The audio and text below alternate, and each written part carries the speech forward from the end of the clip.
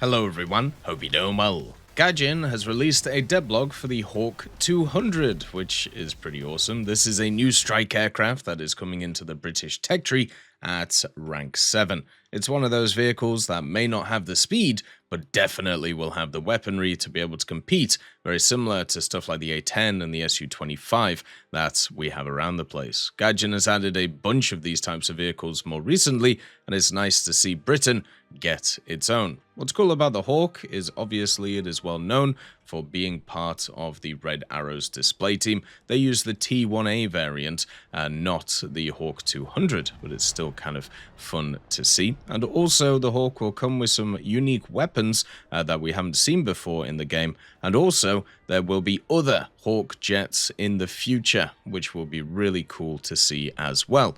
So let's get into the history of this vehicle, and as always, if you enjoy the content, make sure to subscribe and also like the video. Let's get started.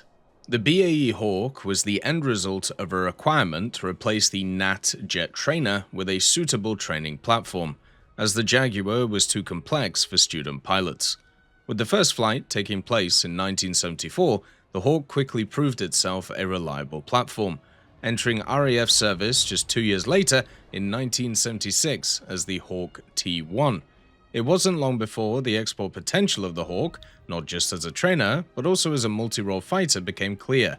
Further developments of these series resulted in many specific variants for different nations, including India, Canada, Finland, Switzerland, and even the USA.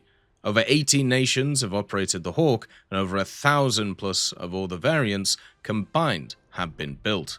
First taking to the skies in 1986, the Hawk 200 series focused on providing a lightweight, multi-role strike fighter to the export markets. Unlike the training variants, this version was a single-seat aircraft with a much larger nose area. This reworked nose could optionally accommodate an AN/APG-66H radar or night attack configuration on other 200 series variants, as desired by potential customers, as well as the British demonstration and also development aircraft. The Hawk 200 has been operated by Indonesia, Malaysia, and also Oman. So when it comes to the Hawk 200, it follows the same idea that we've seen with a lot of jets recently. The Alpha jet is probably the best kind of comparison that we've seen, where it's another one of these vehicles which is a subsonic vehicle which is pretty agile and maneuverable, but also at the same time heavily relies on its weapon systems because of its BR. The Alpha Jet TH would be the one that I'm talking about specifically, but you also have other examples, right? The A10, the Su-25, the AMX, that's there too, and also a few others as well.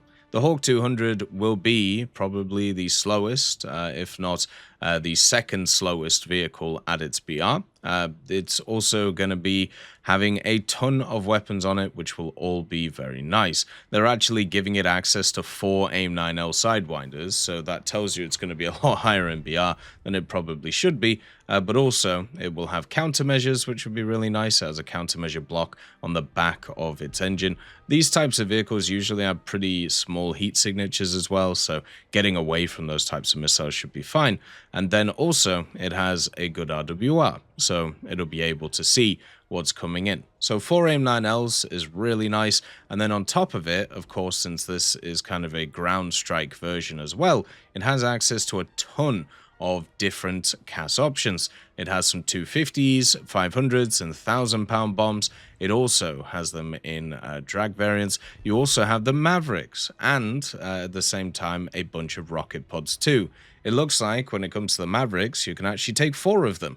So this will be a very nice CAS platform that will be available for the British. The Mavericks are obviously incredibly strong right now, have been for the longest time, and vehicles like this, the Hawk 200, have been really good to see when it comes to pretty much all the tech trees. And if you've ever faced like an AMX, which was able to get to altitude, or if you've ever faced like an Alpha Jet going low and hammering in with rockets, you know how annoying this Hawk 200 is going to be, since it's basically going to be very similar in playstyle to something like an A10, apart from it's going to have more maneuverability. So it'll be able to pop up, fire the missiles, and then disappear again. Much similar to something like the A7, for example, if you're actually able to get it upgraded. So this Hawk in air will obviously have to rely on its missiles. One of the most annoying things about this type of vehicle is literally when you get jumped on, there's nothing you can really do about it. You can just defensively fly,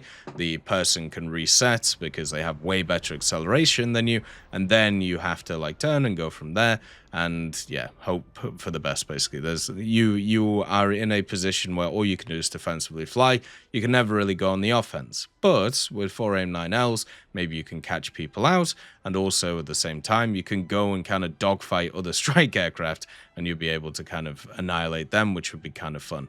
But the main thrust of this thing is obviously its ground attack capabilities and its usefulness in ground. And when it comes to the British tech tree, you do actually have quite a lot of pretty fun vehicles that you can bring at the high echelons, but they mainly kind of they mainly go around weird mechanics. So you have stuff like the Simi, which obviously has the bullpups, but it also compresses at high speed. You have the Buccaneers, which have the CCIP for the bombs. You have the S2B, which has access to the funny AG-168 missile, but then also has the Mark 13 guided bombs. And then you have the Jaguars as well, right? The Jaguar GR1A, for example, which has some pretty good ones. And then you have the F111C, which turns up too. This vehicle has access to all of the guided bombs once again, but it doesn't have access to any of the Mavericks, which is something that you may be noticing with all of these vehicles. They all have guided bombs, but none of them have Mavericks. The same with the Phantoms. When it comes to Britain, they are more designed around air than they are around ground. You do, I believe, have some Mavericks in the tech tree in some areas, but the Hawk may actually offer a kind of lower BR option than something like the Harrier GR7, for example, which is quite high in BR at 12.0. Maybe this thing will be a little bit lower. I mean, it'll be a little bit nicer to play against certain AAs instead of right at the top tier where you're facing those crazy AAs. The other thing with this Hawk 200 as well is it gets access to a new missile, the Sea Eagle missile. This is an anti-shipping missile, and basically it was the further update to stuff like the AJ-168 Martel. The Sea Eagle actually ended up replacing the Martel missile, which is the one which is on the Buccaneer, which you don't really see played too much. But I think generally it's actually kind of cool to see how these types of missiles are going to work. One of the things that Gadget has done more recently is add in more anti-shipping stuff, and at least not just with this vehicle, but also the new Su-30 that was shown, that also seems to have some anti-shipping missiles on it. Whether they'll actually be useful in terms of like taking out targets, they did add a bunch of kind of naval stuff to a lot of the maps, but I think generally what we're going to see with these types of vehicles is hopefully they actually do have a place in the game with them, and you know, they can have kind of a bit of fun with them. If not, as I said, you have the AIM-9Ls and the Mavericks, so you'll be fine. Those two sets of things will basically mean that this vehicle will always have a place in terms of this type of thing. So really happy to see this vehicle. Hopefully we see more Hawk variants in the future, and hopefully we actually get the vehicle which I've been looking forward to, which is similar to the Hawk, and that is of course the Folland Gnat, which was the predecessor to this machine. As always, I hope you have a wonderful day, and I'll see you next time. I'd just like to thank GMG Smiley, CD Beans, Chieftain Mike, EMN3 Galaxy, Tulio Pontecorvo, Brendan Quinn, Carrion Crow, Gus Irenicus, Pyman, Wartinder, Teddy, Daniel Stanton, Martinez, B. Young, Ozzy Panzer, Alan Hacker, Liam Shear, Opium Prime, Lafouche, Sem, Aslan, Uncle Bean, and Derek R. for supporting the channel.